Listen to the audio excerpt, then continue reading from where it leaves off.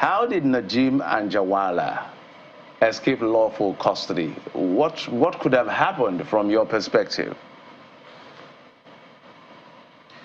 Well, number one, to start with, it's a big embarrassment, and this is one escape too many, and it is one that we should not allow to happen again. We are yet to get the full brief of what happened, but it is not something that is difficult for me to conclude. Knowing fully well that Binance is a very rich organization, and it should be about the richest in the world. Not minding, Jeff Bezos or, all the Forbes list, because these are an organization that, the world find it difficult to even track what they are earning, and they are having issues across the globe. So I can comfortably say that this should be the biggest organization in terms of what they rake in. Nigeria alone, $25 billion just in 1 year. So you can imagine, I don't think Amazon have been able to make 1% of that in Nigeria. So it is very easy for such an organization to sponsor an extraction operation. To me, I feel that this is purely an extraction operation, carefully planned and sponsored, using intelligence asset domiciled in Nigeria, probably operated by a contract organization or probably a foreign government intelligence assets to remove the guy. Some of the information available clearly shows that this guy wouldn't have found it so easy to get a passport and also be able to move through our airport without being detected. In fact, I have it in authority that he actually bought the ticket that he flew with right there at the Nnamdi Azikiwe International Airport. On that same day, the ticket was bought. And for him to have been able to make such smooth movement, somebody must have planned it. Some group of people will have, worked out the details to ensure that the guy will easily pass through Nnamdi Azikiwe International Airport using the same name undetected, which means that they must have checked that he was not on watch list. They must have checked with the immigration to ensure that that passport will fly through, that the immigration have not watch listed him. They must have also be sure that with the current status of his passport, the airline that will be easier for him to use out of Nigeria, which is Middle East. And there's something about Middle East airline. Based on my experience, a lot of things used to go through that airline, because Middle East airline is, I think it's a Lebanese airline, because majority of the Lebanese used to fly through that airline. And there are a lot of things that goes on in the airport that, you can just imagine using that airline. So for the choice of the airline, the choice of going through the airport and not through other means, and the way at which he was able to move out of from the mosque easily, a vehicle probably waiting to pick him up. This is a well-planned extraction operation, and a company like Binance is the least that they can actually sponsor and get it on. So this is a very big embarrassment to us as a nation. Now, from your analysis, it sounds too well coordinated, But in addition to that, if you consider the weight of the charges against him, he's been investigated for terrorism, financing, money laundering, tax evasion, which is the latest. Why do you think he was not placed on the watch list, considering the weight of these allegations?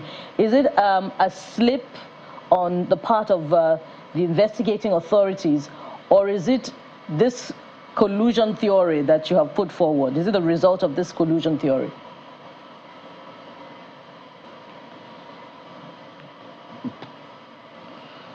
Mr. Adetayo, did you hear me?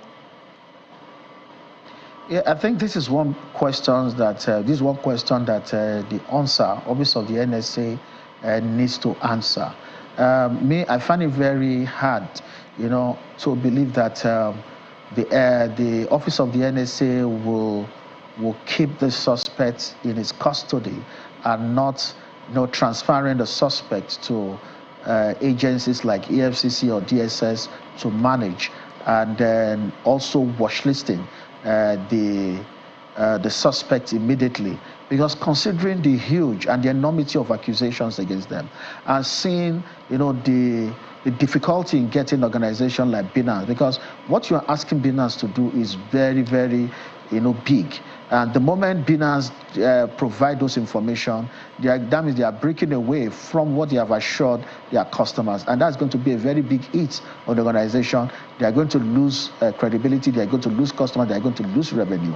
So when you are dealing with such, I expect more tact from the office of the NSA in this regard. And like others have said, that this is not a call for the office of the NSA. The office is bigger than this kind of operation.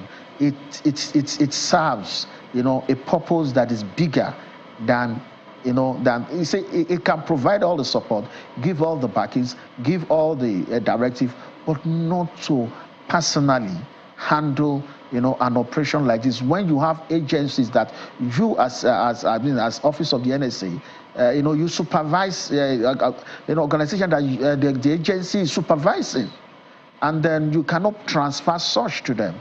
And this not only to the office of the NSA, it's something that we need to actually look into.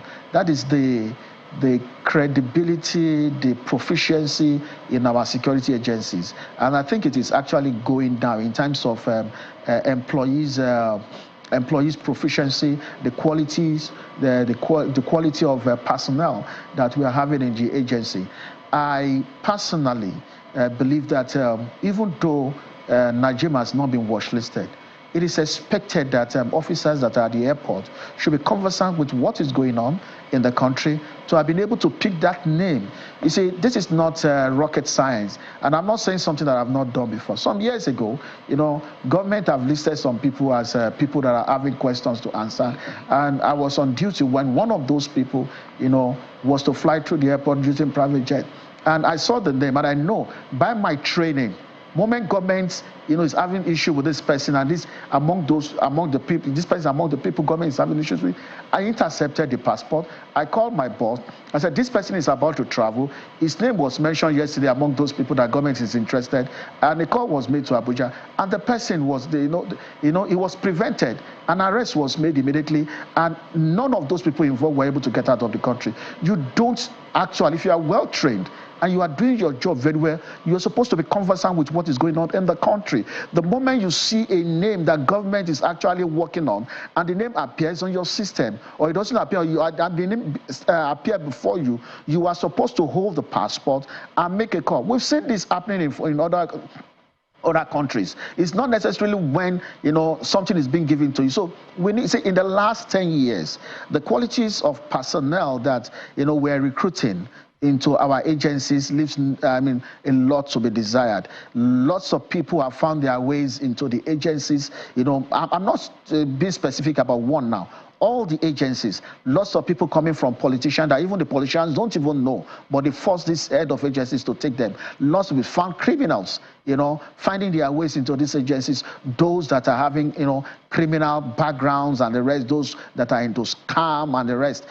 That's why we see, right, soldiers on valid leave engaging in kidnapping, policemen that the moment IGP gives an order, they will violate the order right there. They don't even, take IGP's order seriously. And so for other agencies, this is happening, and it's a call for us to actually look into this.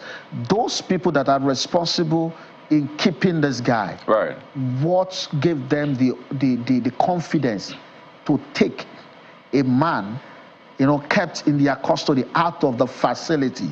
If by the SOP, such directive, such action cannot be taken without express order from the top.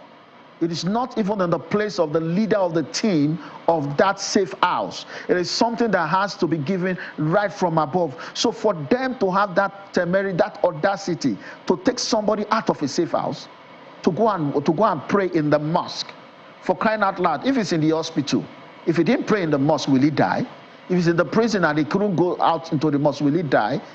So that speaks volume. That speaks a lot right. into the quality of our personnel in the security agency. It's not just about government spending money, government investing, buying equipment, building houses, increasing salary. We also need to look at the people we are recruiting. It starts from recruitment. Well, let me come in here. The quality of training that we're giving to them now. Those who are responsible for training them now. Right. And then our post-training, how do we enforce internal control in terms of how we manage these people?